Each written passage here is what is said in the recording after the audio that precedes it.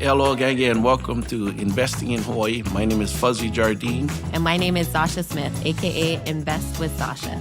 And we are successful real estate investors here in Hawaii who came from humble beginnings, here to show you how you can build wealth while making an impact.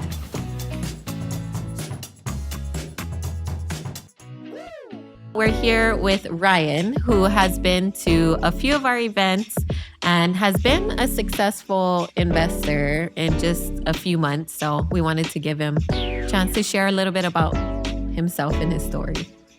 Aloha, Ryan. Aloha. What's happening, Ryan? How you doing, brother? Good to see you. Glad to have you on this podcast. And, we'd like to find out more about who you are and what you're doing today. So basically how we're going to do this, just ask you a few questions and we go from there, right?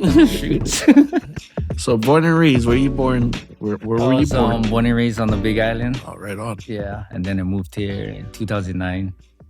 Moved to Oahu. I moved to Oahu in 2009. So what part of the Big Island you grew up? From a small town, Kohala. That's on the north side of the island. Hawaiian side. Yeah. Country. Yeah, country. Paniolos. Yeah, exactly. How was school like back then? What year did you graduate? I grad in 99. Oh. My class was only 96 people total in the senior class. Yeah, small school, very small. So everybody knows each other. They know what's happening. They borrow each other's. Or they lose their turn now for them. Yeah. That's small. Yeah, that's small. Okay. That's kind of why I wanted to get out of there. Mm-hmm. Everybody know everything about you. But that's more personable towns where, you get more feeling of the Ohana feeling, right? The family, Yeah. Everybody got the whole town kind of teach you how to grow up, I guess, in that. Yeah, that's true. Well, I miss that. A lot of places in Hawaii used to be, if you were playing out on the streets or somebody's kid was acting up and they're playing outside, then you could go outside, yell at them, or you better get home now. Yeah. Or even the store, you go to the store, all the workers, everybody in that city. Yeah. I think being from Maui too, it's grown a lot, but there still are smaller towns in there where there's only one grocery store, one post office. And I think just grateful that now that we're older, that we appreciate that kind of stuff. Yeah. Kohala. Did you surf? Did you hunt? What did you do Yeah, growing up? so I gonna surf, dive, we dove a lot. And just get in trouble. What kind of trouble? Get in trouble. Run around. What kind of trouble? Off-roading. Yeah. Getting arrested or what? Maybe a little bit of that, not too much of that, but Right. yeah, just doing, hunting on people's land we're not supposed to. And Private property. Huh? yeah, private property. Were you stuff like into that. school in high school or? Oh, I was not. No. No. I don't know if I should say it, but I hated school. I did not like school.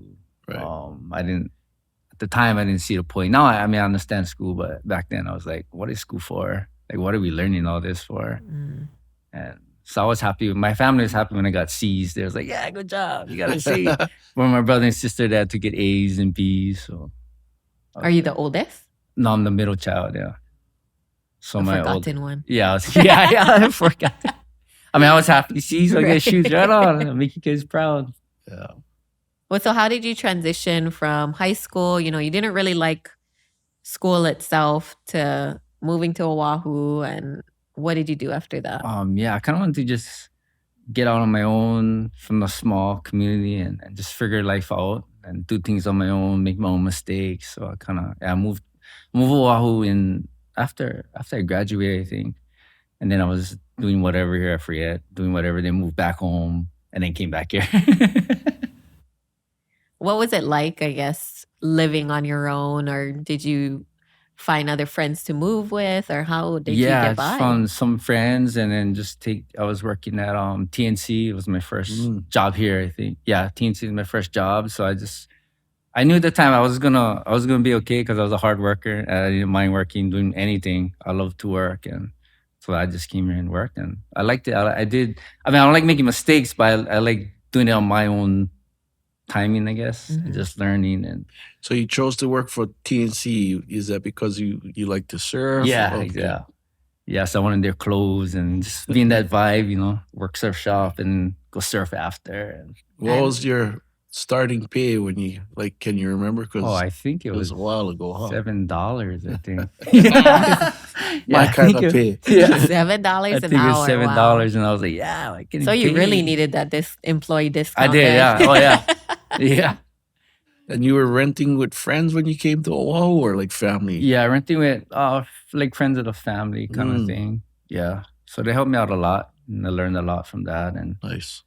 I was trying to be a fireman actually when I came here, but that didn't work out. And I was like, okay, I'm gonna be a pro surfer. That didn't work out. Okay, I'm gonna be a pro fighter. That didn't work out.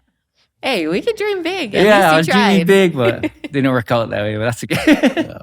So what you found yourself doing, after, fighting and TNC, and like what you doing now? I'm a painter. I'm a paint contractor now. So I got into painting. I forget when 2001. My cousin asked me, "Hey, you want to try painting?" I was like, "Shoot!" And I'm doing anything else, and I just went from there. I got pretty good at it, I felt, and now we have our own company. So with the union, you started with the union or just private? No, private. Okay. Yeah, private.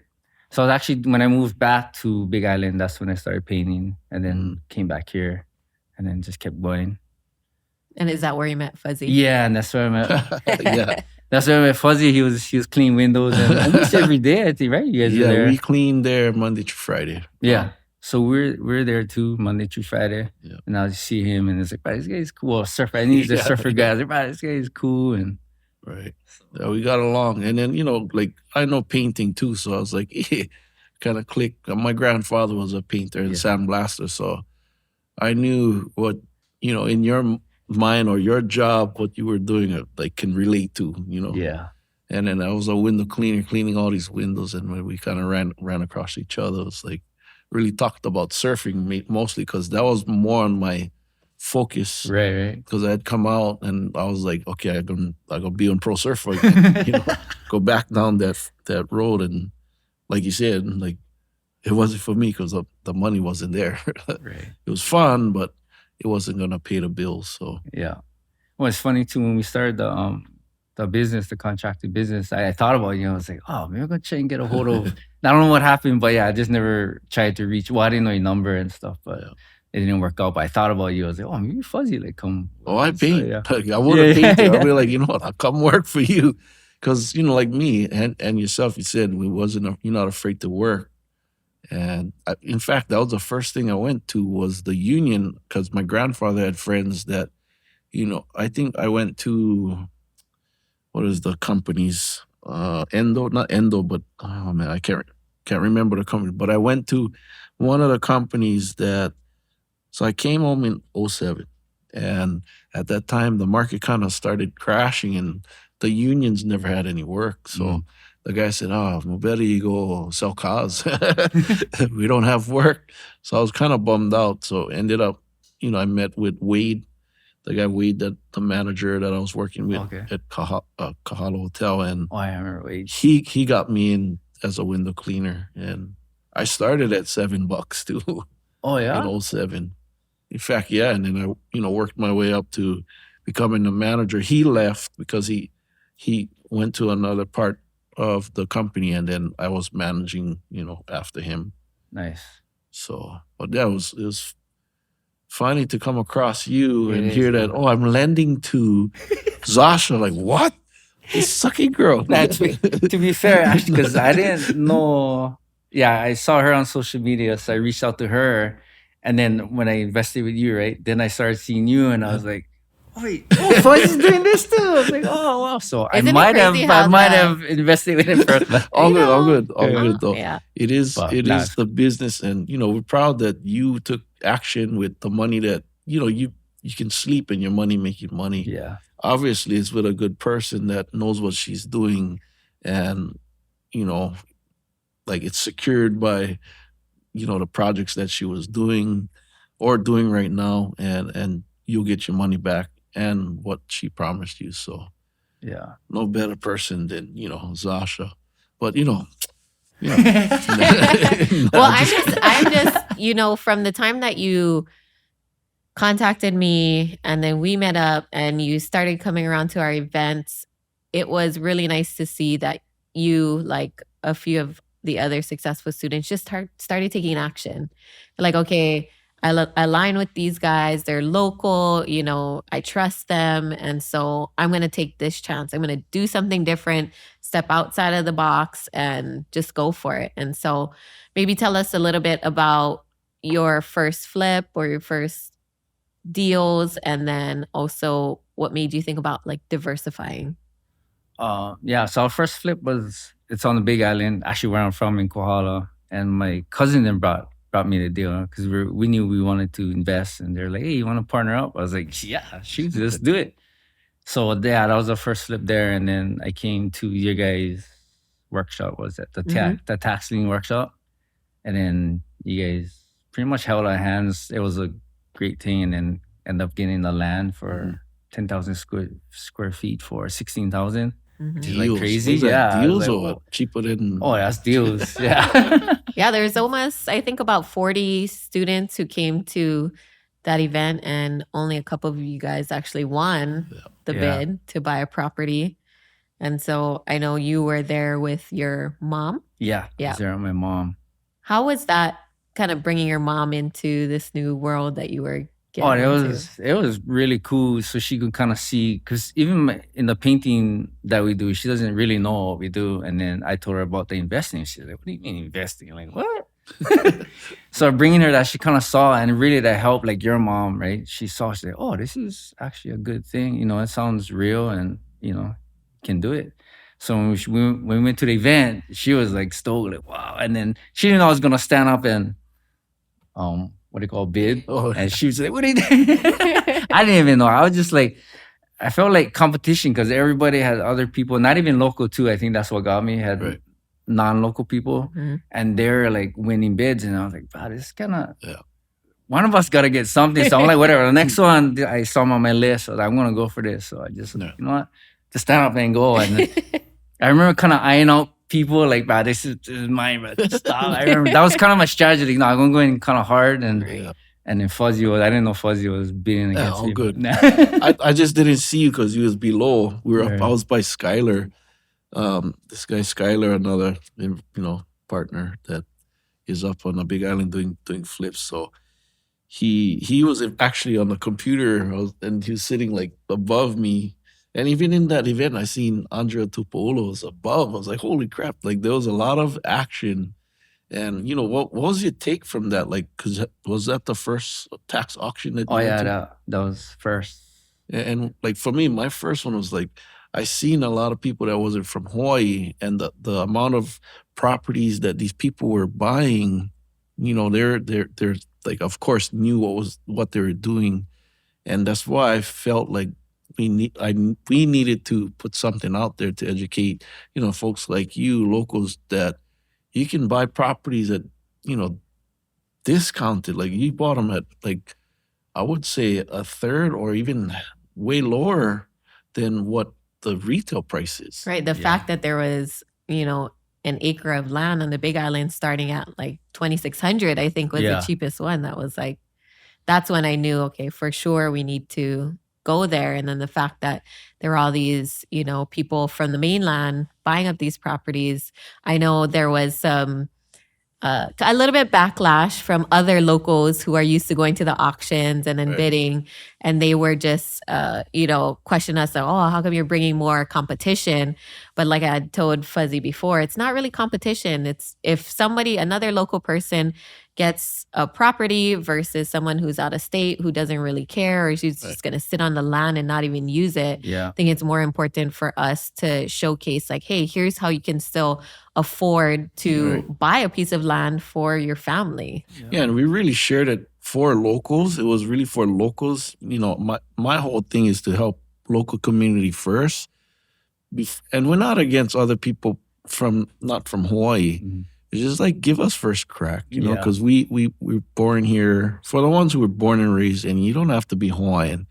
Like if you're born and raised here and you're raised with the culture, the Aloha spirit, I feel that you should have first crack. So when this auction stuff came out, and she told me we should do it in class, I was like, bing, like, yeah, I mean, like, great idea. So that's why we put this thing together.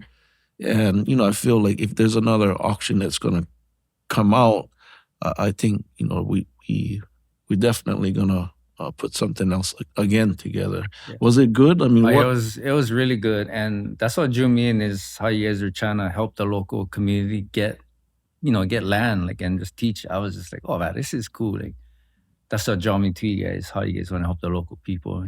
What made you comfortable, I guess, enough to bid? Because that's where people get hung up is like, oh, they're like right there. But I guess because we did the workshop the day before, so we brought in our realtor, we brought in the lenders, we went over how to read a title report, what issues to look for, what the lava zones were, and insurance. And so we felt that we wanted to give you guys all the due diligence that we would have done on properties.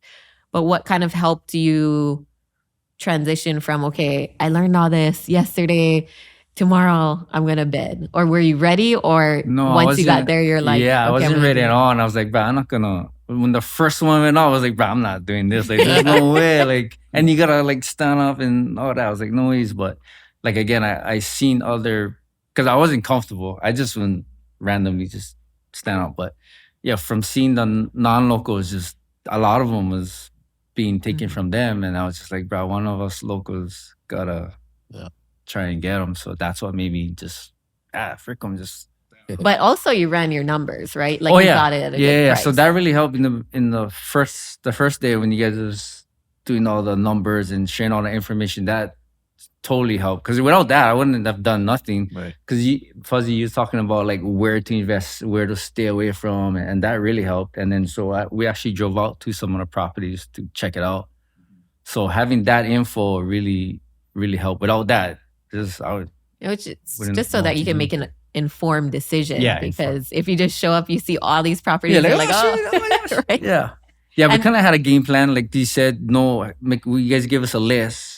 So I circled, kind of which ones I wanted to do. So that was kind of the game plan. Like when those came out, bid on those.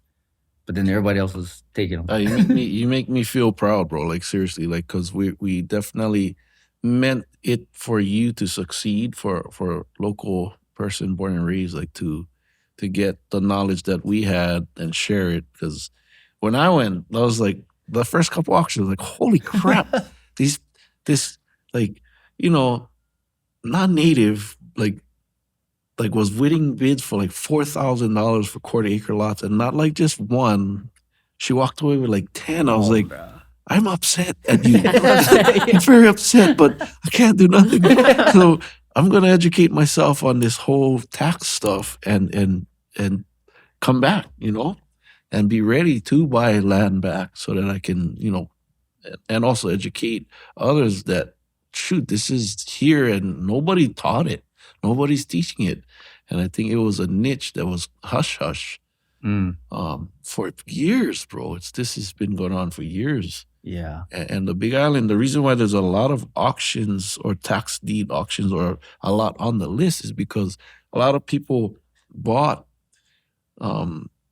property in Hawaii and they stopped paying the taxes, and they're not from Hawaii. They come here, oh my God, I'm gonna buy this property, and then something happened, but they keep paying the taxes, and then they stop or they pass away, and then the kids don't care, right? And then what happens is it goes on to this list, and then there's just a lot of it is not properties, it's more land. And to get land at that price, you can, like, eventually, I don't know what you can do with them, but the goal is to either you can keep them, right, and pass them down to your kids, and keep it away, right? Yeah.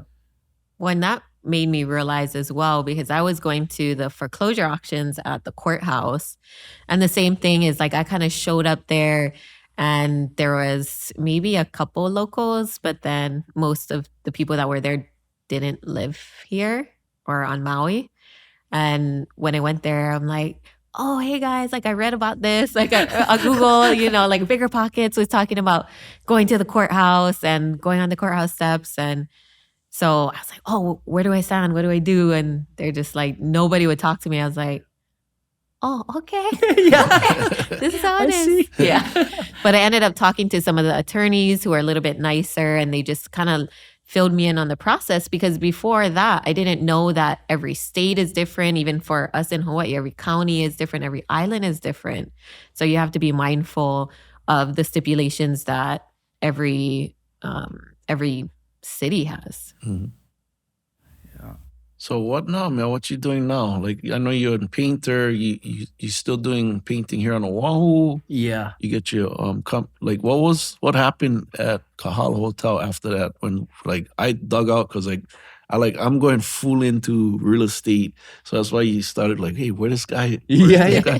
So I went, to go work with my best friend. I quit window cleaning and I went to work for my best friend as a laborer, so to learn the construction side. And then I never see you, right? Of course. And then Yeah. we ran into each other again, maybe, a couple Yeah, I years forget after. where. Yeah, and then I remember you saying that you're doing construction now, so that's why Yeah. I remember. Yeah. That's what I was gonna ask you, but when you brought that up, I didn't. So I was like, Mhm. okay, you're doing your thing. So Yeah. I didn't want So to interrupt. after that. Kahala Hotel, where'd you go? Like what you do? Well, when I was working at Kohala, I was working for somebody else, but during Mm. that process, something happened, and I don't know if they lost the contract, but then we slowed down. So then that's what made me like go study for the test. My wife was the one like, hey, you must have take the Get your own test, show license. something for it. So I was like, oh, okay then.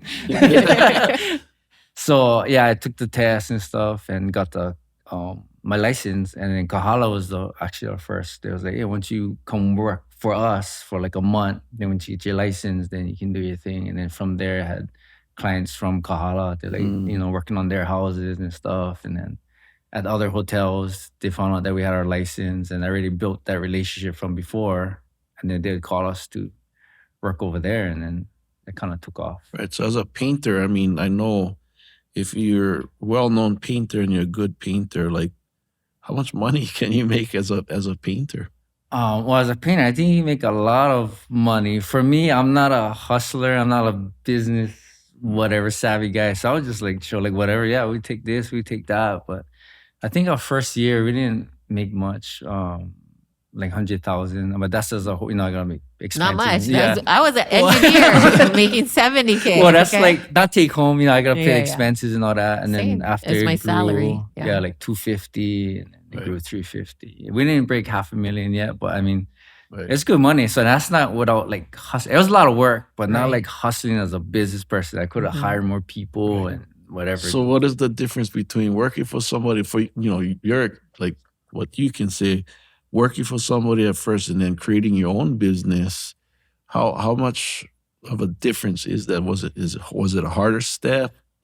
Like Yeah, well, for me, anyways, like I said, because I was a business savvy, I didn't like talking to people, so I had to learn how to talk, how to email, call people, do meetings, stuff like that. It was a big like learning process, right, to get into it. But once you get into it, it was great. Working for yourself is way better than working for somebody else. you make your own rules, right? Yeah, you make your own rules, and people not, what you doing, and looking down your shoulder. When I was scared to work for myself at first, but my husband was already starting his own plumbing company. He had seen how much his bosses were making. He was like, this is all me. Like, you guys is just in the office. And so I said, oh, there's probably more to it than that. Yeah. But it wasn't until he went out on his own. He's like, oh, you should start your own business too. I'm like, what am I going to do? I have an engineering degree. I'm not going to take all that weight on my shoulders. But I think it's just that mindset too. It's like when it's your own thing, your own business, you care a lot more than, working for someone else. And I think I knew that I was over it when I would like dread every day going to work, or like lunch breaks would always talk shit. Yeah.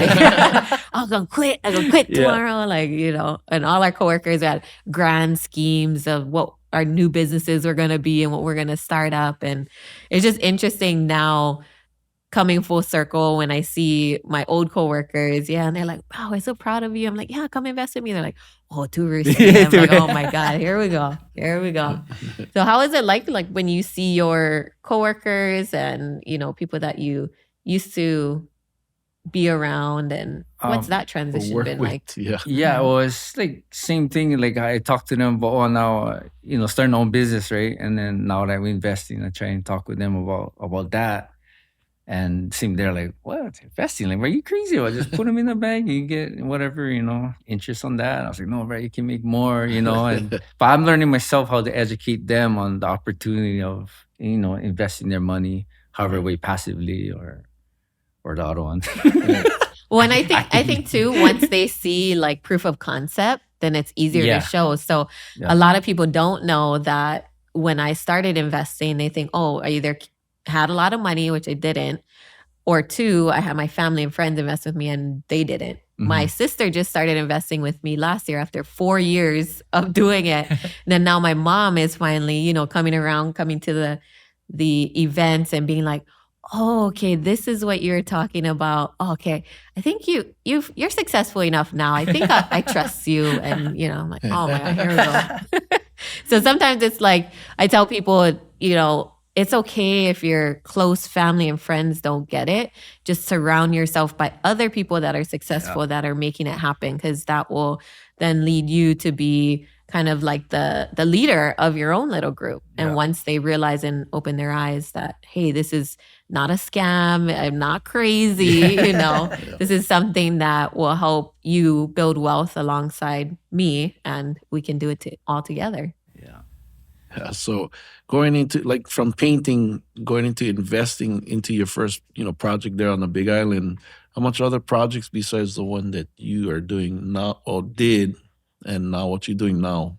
We got another fix and flip in Eva, which Oh. actually was supposed to have started a couple weeks ago, but we kind of working out. There's renters in there now, so we're trying to help them to move. They're just having a hard time, so we're kind of dealing with that.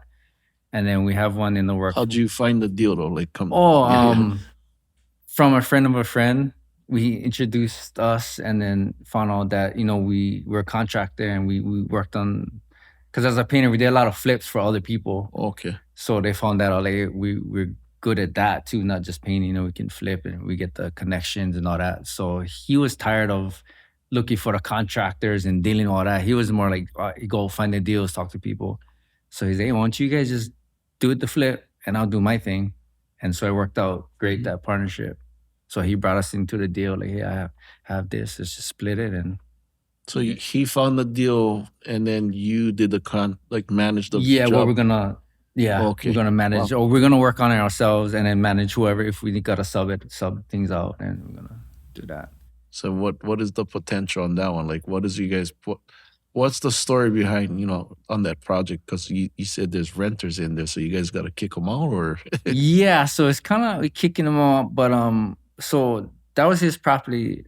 Kind of, I forget. This is the complicated one I was telling you about. It's kind of weird, but he had the house, and he was renting it out till he could figure out what he's gonna do with the property. And then he ran into us and said, hey, let's flip it. And he gave them a lot of time to, like, hey, we're gonna flip, so you guys gotta move. But he's just kind of having a hard time with that. But I think in 2 weeks they should be moving out, hopefully. Right. And I forget what you didn't ask, right? Yeah, no, it's okay. No, like, going into this project, now you're a project, you're gonna partner up with somebody that brought you the deal, and then you get the construction knowledge, right, to fix up the place. So, but I said that now you guys got to kick the people out, right? Yeah, kind of in a way, and that's okay, because they've been kind of, he was helping them out a lot. They're paying cheap rent, and then we do feel bad, but it's time for them to, they gotta kind of step up. You guys gave them enough notice. We gave them enough notice, so it's not like, hey, get the heck out, because I wouldn't want to do that too, because they have a family, but otherwise they're just gonna take advantage. So we kind of like, no, you guys gotta step it up even for your family. You know what I mean? This is like cheap rent. This is not, most people aren't paying whatever is like, I think it's like $1,000 for one, or even less than that. So speaking of families, I know you have your own family as well. Do you guys own your own home? Yes, we do. We have we actually have two. We have a private, both in Makakilo. We had one and decided we need a bigger one for our kids. So we had a three bedroom, 2 bath. Now we have a 4 bedroom, 3 bath. And then we're renting out to my in-laws. And we're not making money off of them. But at least the mortgage is getting paid off. Right. And now we have a bigger house for the kids, and they just love it. So yeah, we're just doing that, and we got some other projects hopefully coming up. Actually, right across the street from that Ever one, we're working on that. We'll see. Right on. How does your wife feel about the investing side of things? Oh, she's all for it because when we started painting, right? And like I said, I was doing fix and flip for other people. So she knew what, and she came to the houses that we did. It's like, oh, you did that, you know? So she saw what we did, and she knew that I had the vision to, like, we're going to a place, like, bro, we can do this, do this, do that. So when we got our first house, it was a fix and flip.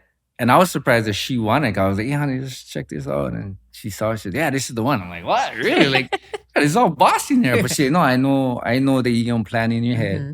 So from that, she saw how we worked on that house. It made them look beautiful for our family. And so she has that trust in me that you know what you're doing. Just go for it. So you think as a tradesman, like, so, you know, we got as a painter or electrician or plumber, like, eventually if you open your own company, like, you bought your own house here in Oahu, like, that's pretty amazing. Yeah, right?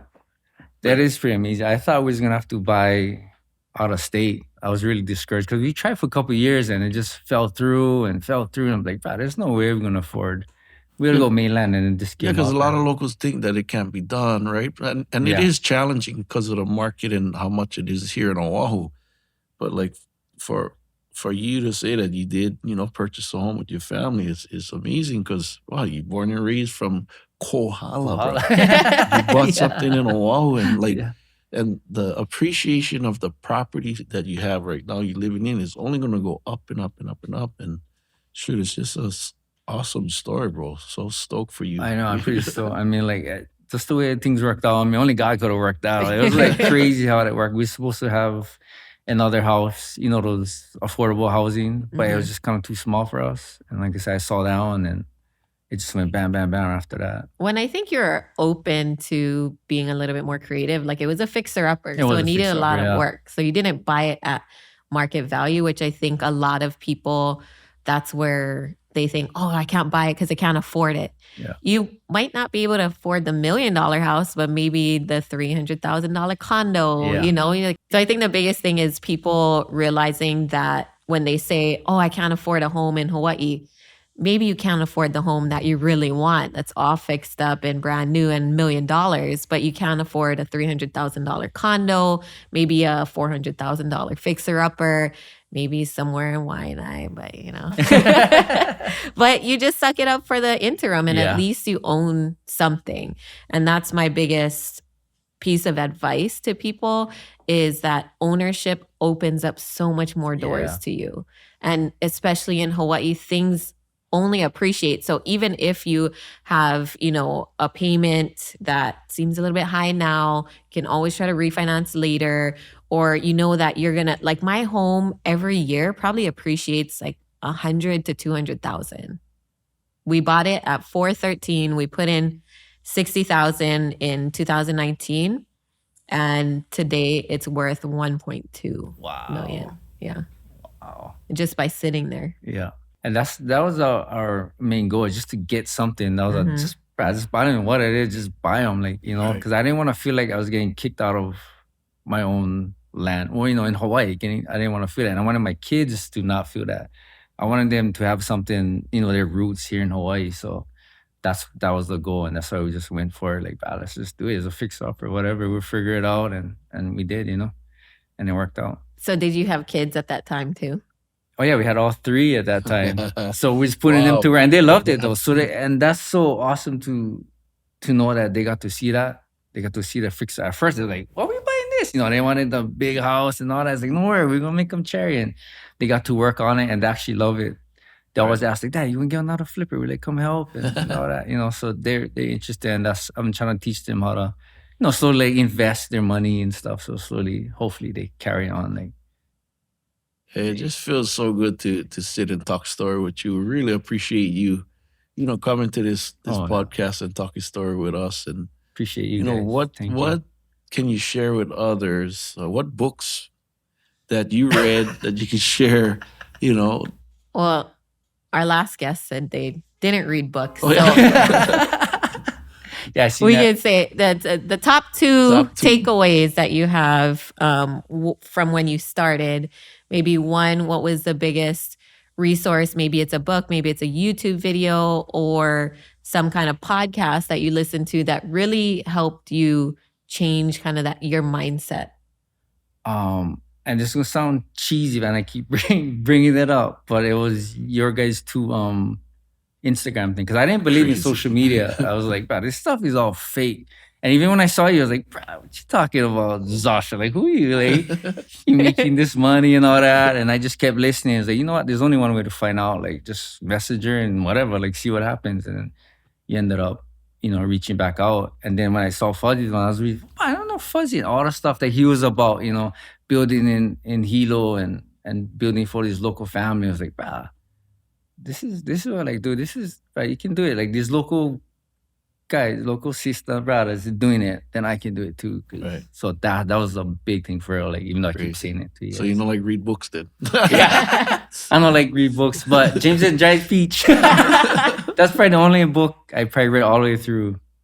From when I was small, that's the only book. Well, that means a lot to us because we Thank do put you. a lot of effort into creating content, being active on social media. And I think people don't realize sometimes that it's a great opportunity to network, to kind of, like you said, you just see other people doing something that you're like, okay, maybe I can do it too. And so it's giving that inspiration. But literally through our classes and workshops and masterminds and things like that, we're giving everybody, here's how you buy a deal. Nobody is giving you giving it to you straight like how we are. So yeah, I think you should keep doing that for real. Like, because at that workshop, there's that was your guys' first one, but how you guys held our hands and really giving the answer. That's the kind of stuff I like. Here, open book, right? Open book. Yeah, open book. And that's why I love that workshop, because of that. It wasn't like trying to figure out, like, you just told us. So you guys started the Hui Mastermind. You guys doing the same thing, taking people actually, out on the field. Like, that's like, it's the best kind of schooling you can get, and education and knowledge, learning. Right. Okay, so Ryan, we always like to end the podcast with asking our guests how they are investing with Aloha. That's a good question, Zasha. Well, I think investing with Aloha is just like how Fuzzy and you guys are doing.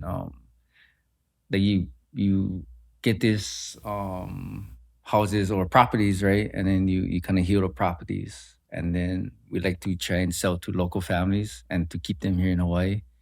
And also like teaching I only know so much, right? But teaching like my friends and my family, like bringing them involved and teaching them how to do the same thing. And just, and keeping it local with them, teaching like that. Spreading that Aloha spirit. Spreading Aloha through that teaching and helping local families. That's a big thing for me.